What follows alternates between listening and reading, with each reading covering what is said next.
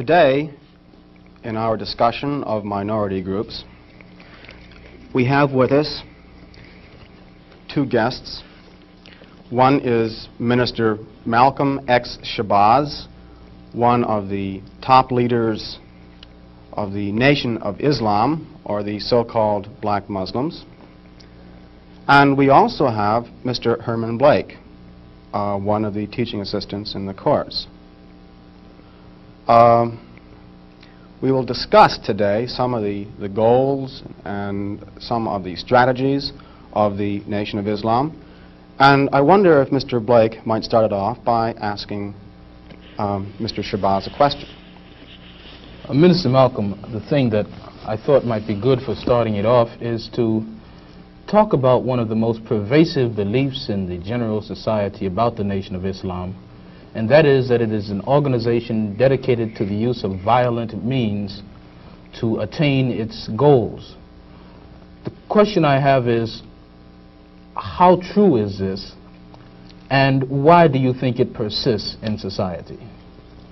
Well, the Muslims who have accepted the religion of Islam and follow the religious guidance of the Honorable Elijah Muhammad have never bombed any churches, have never murdered any little girls, as was done in Birmingham, have never lynched anybody, have never at any time been guilty of initiating any aggressive acts of violence during the entire 33 years or more that the Honorable Elijah Muhammad has been teaching us. The charge of violence against us actually stems from the guilt complex that exists in the conscious and subconscious minds of most white people in this country. They know that they've been violent in their brutality against Negroes, and they feel that someday the Negro is going to wake up and try and do unto them as they have done unto the whites as the whites have done unto us. We aren't a violent group. We are taught by the Honorable Elijah Muhammad to obey the law, to respect everyone who respects us.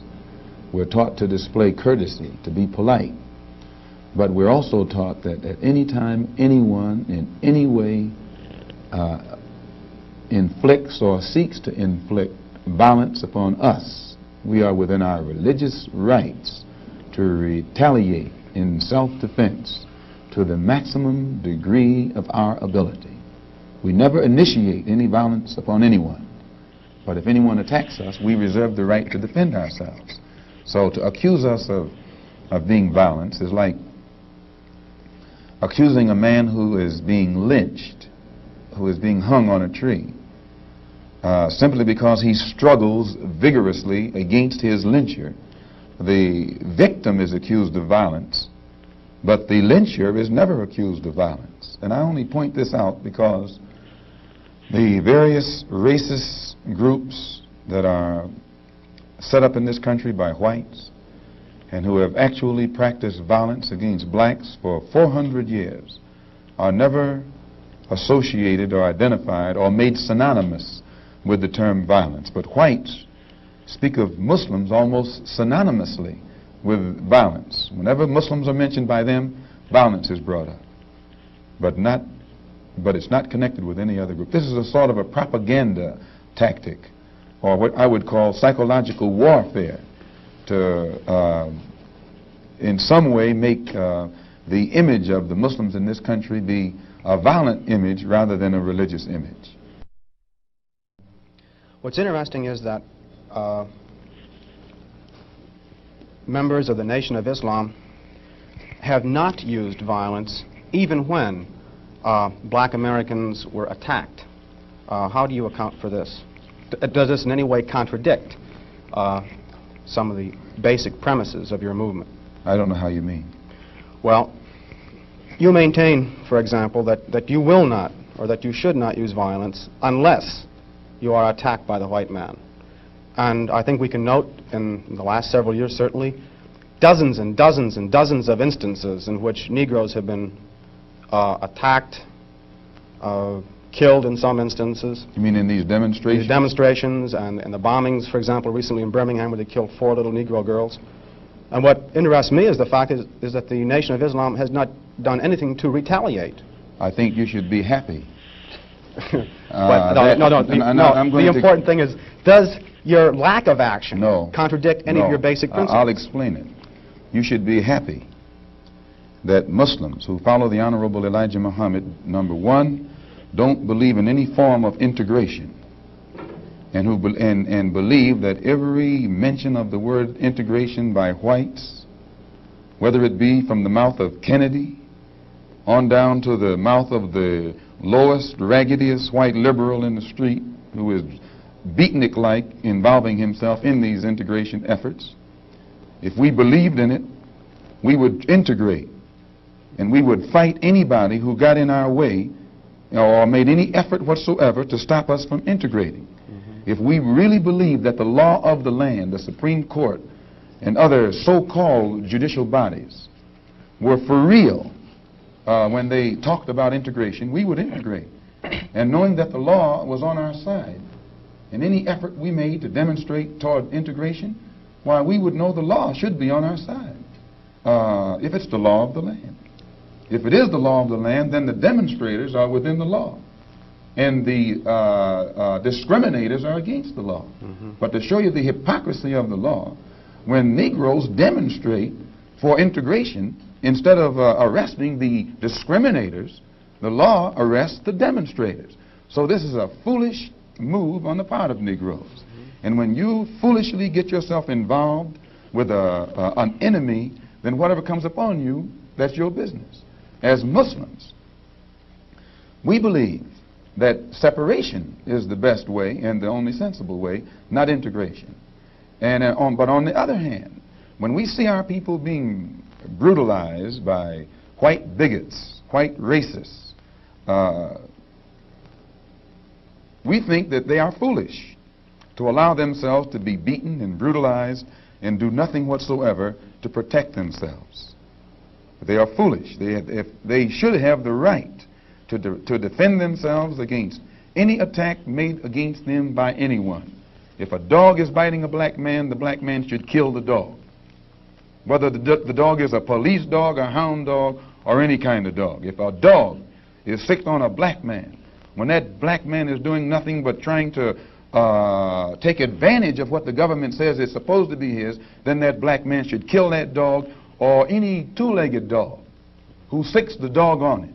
Should other black men help that particular person who was attacked?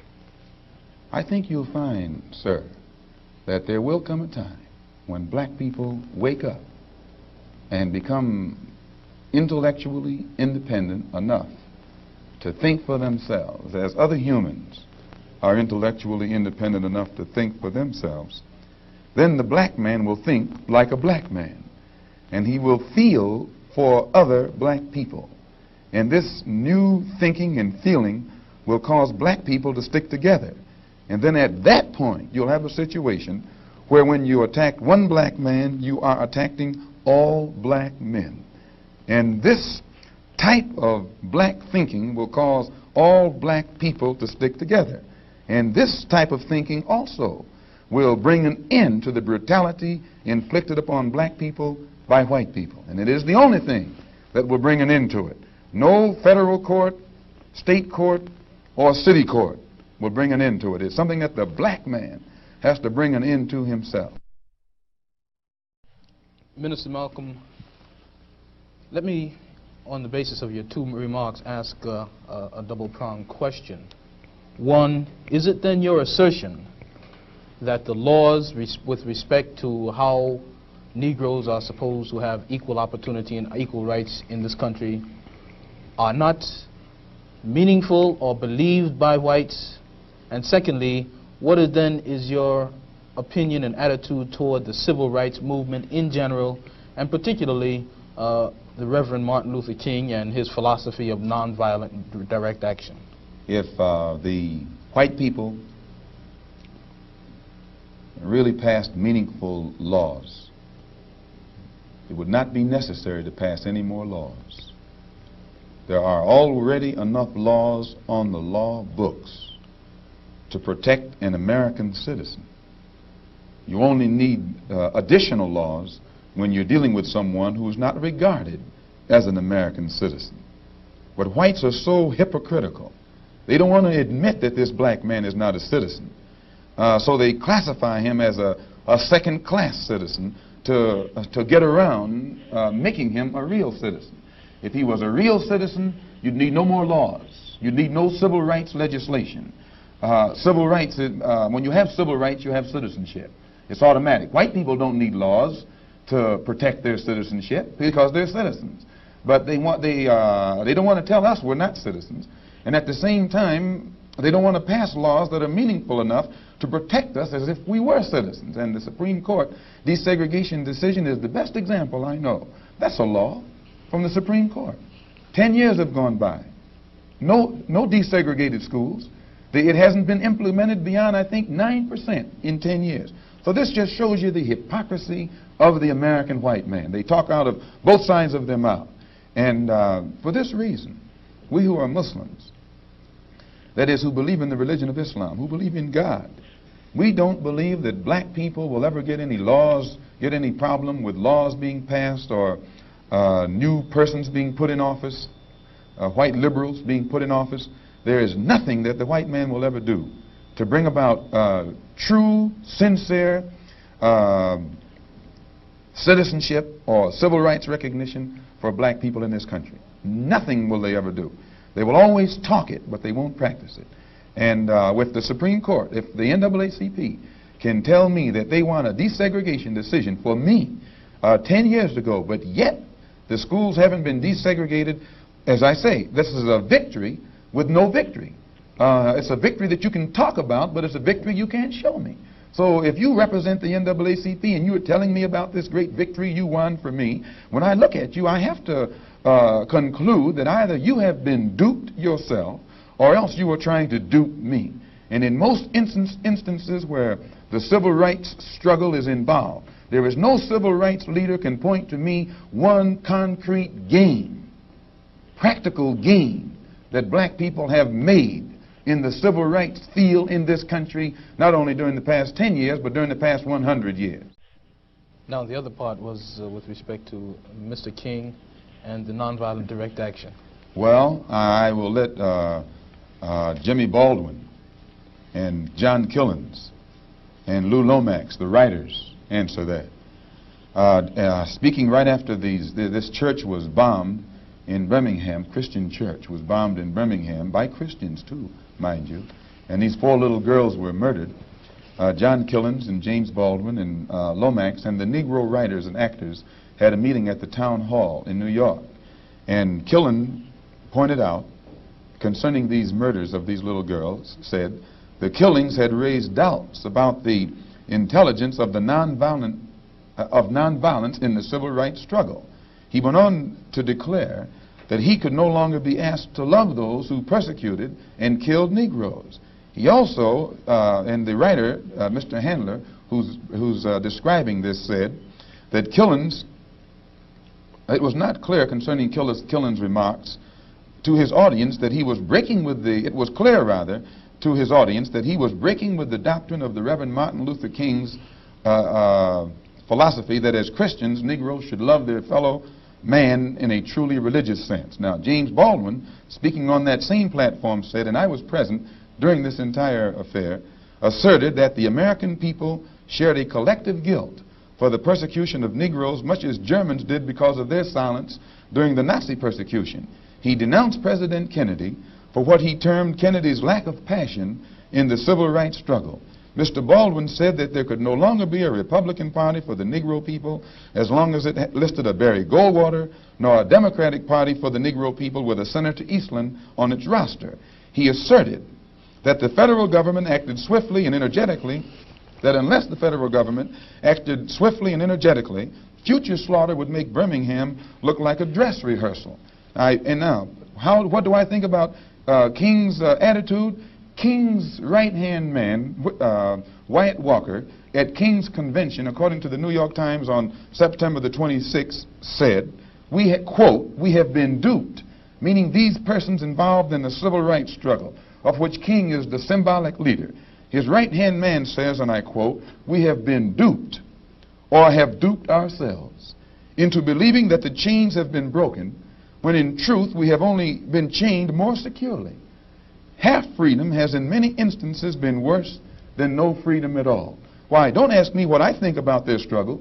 I can tell you what they think about their struggle. And they are pointing out that it is becoming more difficult every day for the civil rights leaders to keep the masses of black people nonviolent and long-suffering and patient, and keep them from becoming disenchanted. I hope that answers your question.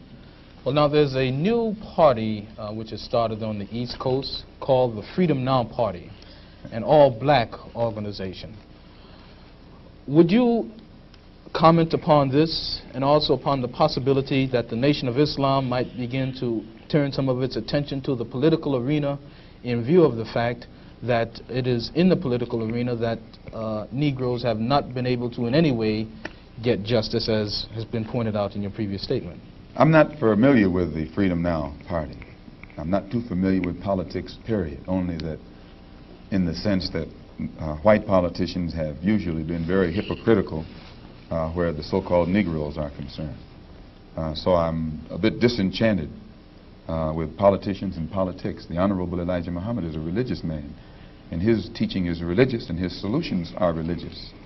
The Freedom Now Party, from what I understand, is headed by a man a lawyer named Conrad Lynn. I know him. He probably means well. Before passing an opinion on what it is he's trying to do, I would like to analyze it and see who's subsidizing him, see who his friends are, especially who his white friends are. And after a careful analysis, if I could conclude that there was no white support, I would be inclined to have confidence in it. But if I saw him leaning too heavily upon his white liberal friends for support, then I'd be suspicious of that too. The Muslims, in my opinion, represent an all-black party. And the Honorable Elijah Muhammad pointed out at before 10,000 in Philadelphia on September the 29th at a rally that we were having, that in 1964 the black people should band together and do something about selecting and electing representatives, black representatives, politically, who have the rights and the best interests of the black people at heart, and that we should also unite together and sweep out of office all of the black political puppets who are used by the white power structure to continue white supremacy in our communities. In that regard, would you include Congressman Dawson, for example, from Chicago, and some of the people who represent him on the Chicago City Council? In which regard? In the area of acting as a puppet. I don't know what Mr. Muhammad's opinion is of Congressman Dawson. They both live right there in the city of Chicago together. I don't know what his opinion is of Congressman Dawson. I'm suspicious of any Negro, be he politician, be he clergyman, or civic leader who is constantly patted on the back by whites. I have a tendency to lead toward the Negro politician who is constantly condemned by the white power structure. This is my thought pattern. I'm giving you an insight of it. You, though, mentioned Mr. Lynn and saying you'd like to know who his white friends are. Now, I'm wondering if you didn't make a contradictory statement in Muslim terms by using white and friend in the same phrase. That is I to use say, friend in quotes. I see. In other words, if a black man cannot have a white man as a friend. He may have a white man who's friendly, but being friendly and being a friend, I think, are two different things. I think there are many whites who act friendly toward Negroes. A fox acts friendly toward the lamb. And usually the fox is the one who ends up with the lamb chop on his plate. The wolf doesn't act friendly, and therefore the wolf has more difficulty in getting the lamb chop in his plate. I'd like to point out, though, that... And I say that because it is usually if you study the structure of the Negro community, economically, politically, civically, psychologically, and otherwise, it's controlled by the white liberal, who usually poses as the friend of the Negro, who actually differs from the white conservative in the same way that the fox differs from the wolf. Their appetite is the same. Their motives are the same. It's only their mannerisms and methods that differ. I would agree that no doubt there have been a large number of whites who have posed as liberals and as friends of the Negro and who have time and again betrayed the Negro. On the other hand, I think one could point to a large number of whites who have struggled for civil rights, for equality, and have got little or nothing out of it, other than quite a few bruises. Give me an example. Well, the large number of white students who have gone into the South, for example, working for SNCC and other organizations. Not working for SNCC or other organizations, but working for the white political machines who benefit by the voting efforts of Negroes. Okay. I'll be more specific. I would cite Herbert Hill, for example, as a kind of person who has championed Negro job rights, for example, in New York City and elsewhere. He has fought the political machine. First time I met Herbert Hill personally was when they were picketing to stop the working on the Harlem Hospital in Harlem. Negroes for 10 years had to fight the city to get an annex built on the Harlem Hospital. Because in Harlem we need a hospital more so than anything else. Our people are sick.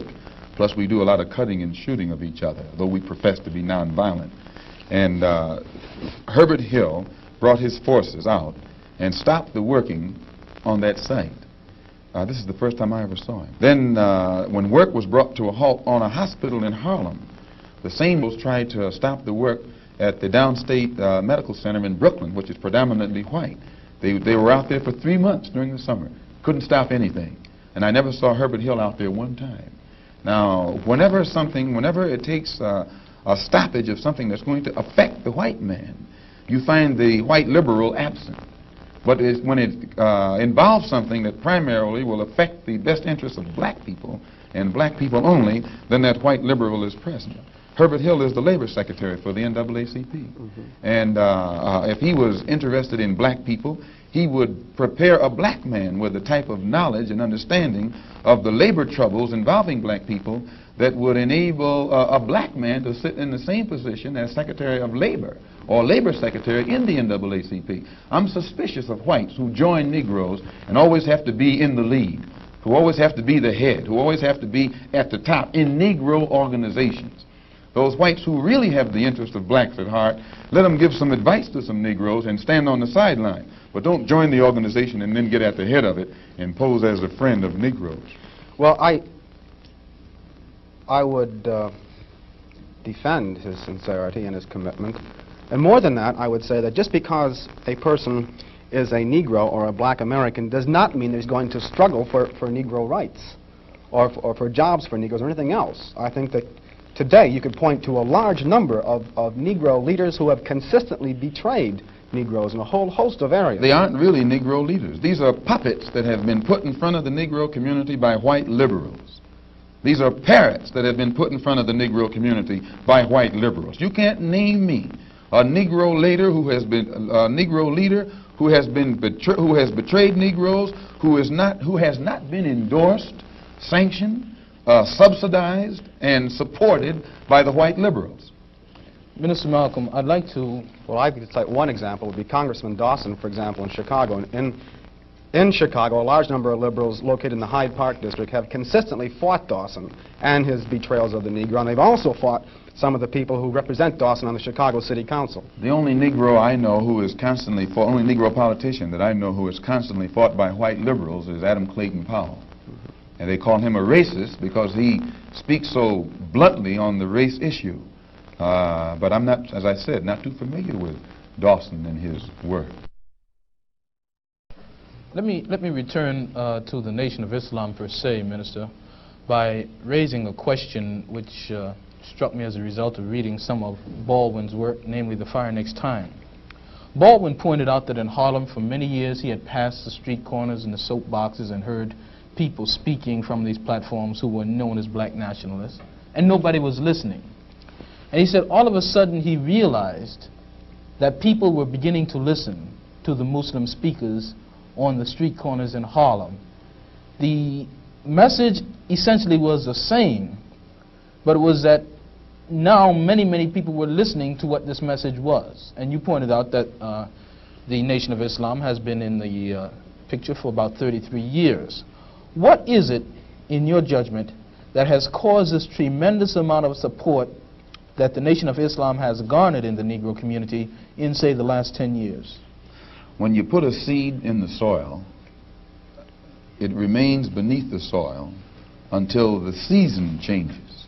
And when the season changes, that the seasonal change automatically brings about rather atmospheric conditions, bring about a seasonal change that makes that seed come up or crop grow in its appointed time.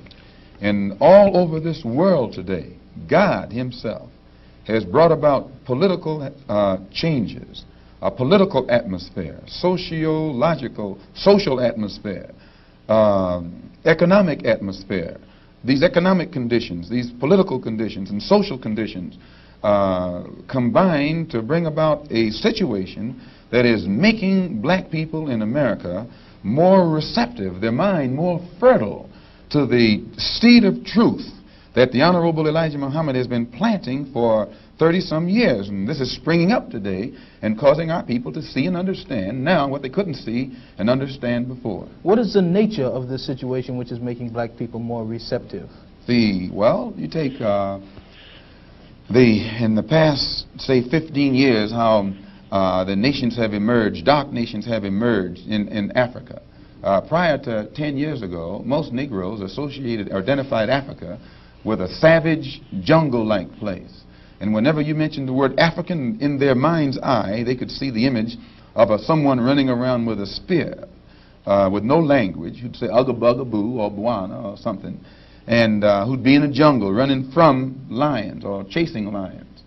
But then when, after the war, when the United Nations was set up in New York City, black people began to look at men like Tom Mboya. They began to look at men like Nkrumah.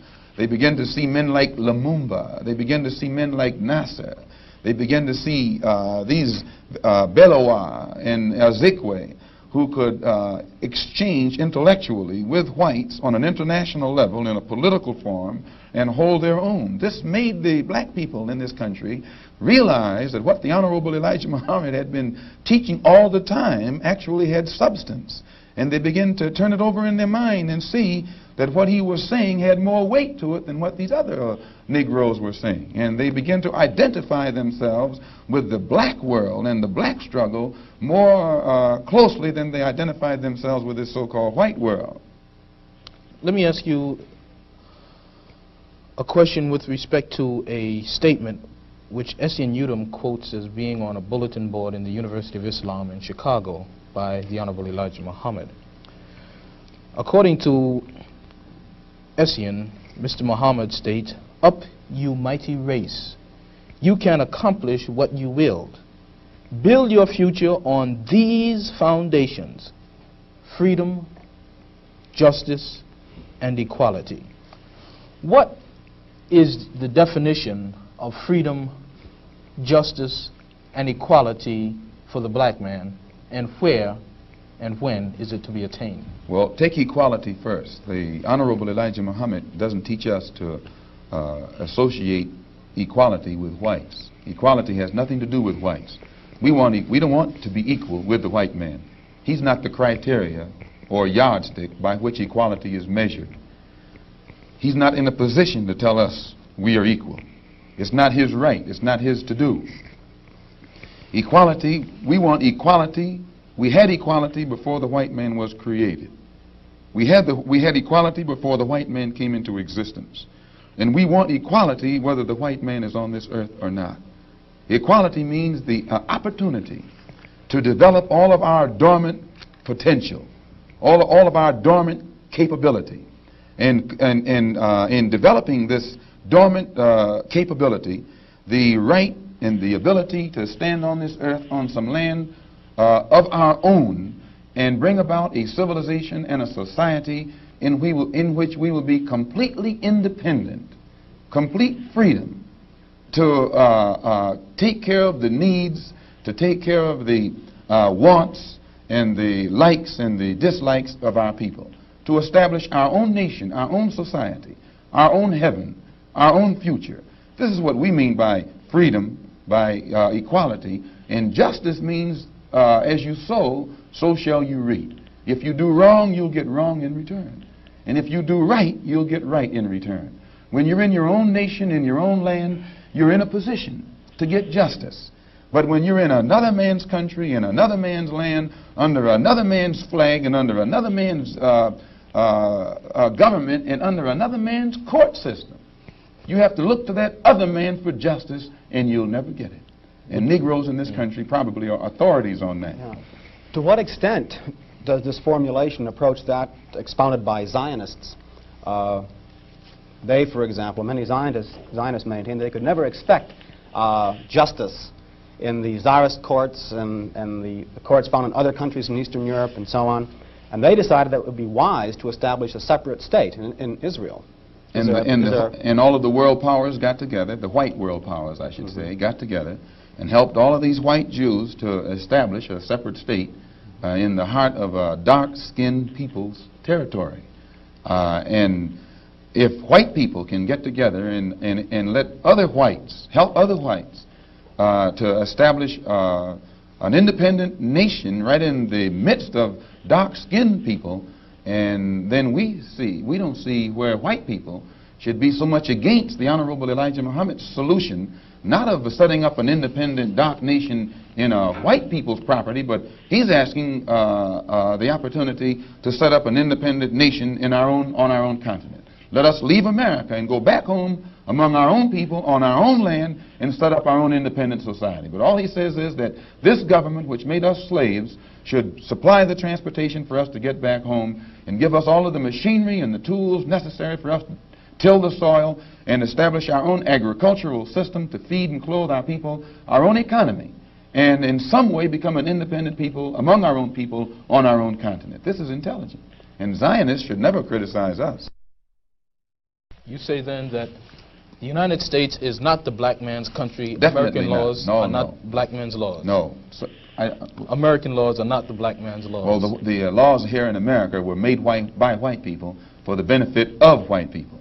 The Constitution was written by whites for the benefit of whites. It was never written for the benefit of blacks. And when you read the Constitution, I think in Article 1, Section 2, or Section 1, Article 1, some one of the two, and it's in the Constitution, it says that it classifies black people as 3/5 of a man. 3/5 of a man, subhuman, less than a human being.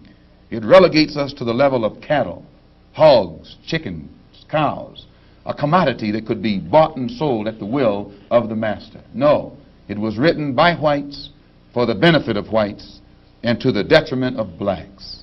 And when a black man stands up talking about his constitutional rights, he's out of his mind. Now, Minister Malcolm, in our textbook, which the students have read, supposedly, there is a statement, which is a quotation from Essien and essentially that from Lincoln, to the effect that the Nation of Islam does not have a great deal of support in the Negro community in this country by and large. And a recent national poll of American Negroes found that leaders and rank and file, according to their statistics, supported the Reverend Martin Luther King somewhere over 90%, whereas the support and favorable rating that they gave Minister Muhammad was less than 20%, and somewhere around 45% of them gave an unfavorable rating to Mr. Muhammad. What would your response be in terms of Baldwin's statement that this is a growing thing and the kinds of evidence that we have that there isn't much to it? Well, that statement I just made concerning the Constitution is Article 1, Section 2 in the Constitution, where it classifies us as chattel. Baldwin did point out that Mr. Muhammad has the only grassroots support and is the only one whose whole following operates or functions on a mass vehicle. And I think Baldwin told Dr. Kenneth Clark that Martin Luther King is at the end of his rope. Now, concerning the poll taken by Newsweek magazine, I think you said that this was the leaders who said that, who went with King and against Mr. Muhammad around 90%. I just told you a little while ago, these leaders that they call leaders, this included Lena Horne, this included Dick Gregory, and this included comedians, comics, trumpet players, baseball players. Show me in the white community where a comedian is a white leader. Show me in the white community where a singer is a white leader, or a dancer or a trumpet player is a white leader. These aren't leaders. These are puppets and clowns that have been set up over the white community and over the black community by the white community and have been made celebrities and usually say exactly what they know that the white man wants to hear. And it is an honor, actually, that they endorsed Dr. Martin Luther King and were against the Honorable Elijah Muhammad. That's actually an honor. Now, when you say that they also, in the same Newsweek poll magazine, I think the pollster said that he went into the Negro community and asked about the Muslims. And many Negroes whom he asked said, well, I never heard of the Muslims. Who are they? You know, this is the rank and file we're talking about. Oh, yeah. Now, when they got down to the rank and file, this was the answers that they got. This is equivalent to the situation in Kenya during the Mau Mau uprising, when many frightened whites in Kenya, Africa, would go among the Africans and ask them, what about the Mau Mau? And the African would say, I never heard of them. And the same white man who would ask the African this question and very naively believe what the African said, when he went to bed that night, he would lose his head. And usually the one who took his head was the same African who told him that afternoon he had never heard of the Mau Mau. Except in the Newsweek poll, they used Negro interviewers. You'll find that oftentimes Negroes are as much on guard around Negro interviewers, who usually represent the bourgeois element of Negroes, as they are on guard around whites. Usually Negroes know that when this bourgeois Negro walks through the door, he is not doing something that he's initiated himself, but he's involved in something in which the white man is the absolute author of and has sent him to the Negro community for some information. And when they give that Negro some information, usually they give him the information that they want him to take back to the white man, because that's who he's going to take it back to. 4 more minutes.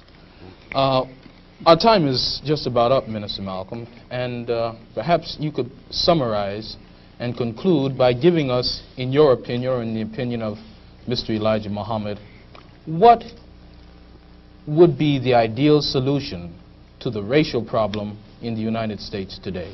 Well, on Thursday, October the 3rd, the New York Tribune, in an editorial, pointed out in Boston, in an article called The Civil Rights Iceberg, they pointed out how Kennedy had realized that beneath the water, the civil rights whole problem was political suicide.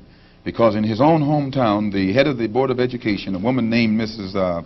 Hicks, was running against the NAACP philosophy, and she swept aside all other opposition. The whole white community supported her in opposition to the NAACP's desire for integrated schools, integrated housing, and otherwise.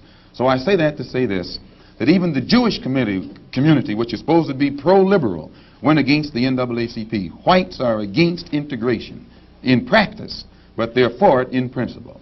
So the only solution is separation. And the Honorable Elijah Muhammad says that this can be brought about simply by letting our people be exposed to the truth about ourselves, about the white man, about our history and our condition in this country. And once we are exposed to the complete truth about things as they actually exist in this country, the masses of black people will choose complete separation from this entire system, political system, economic system, social system, and whatever other aspect or description or adjective you want to attach to it.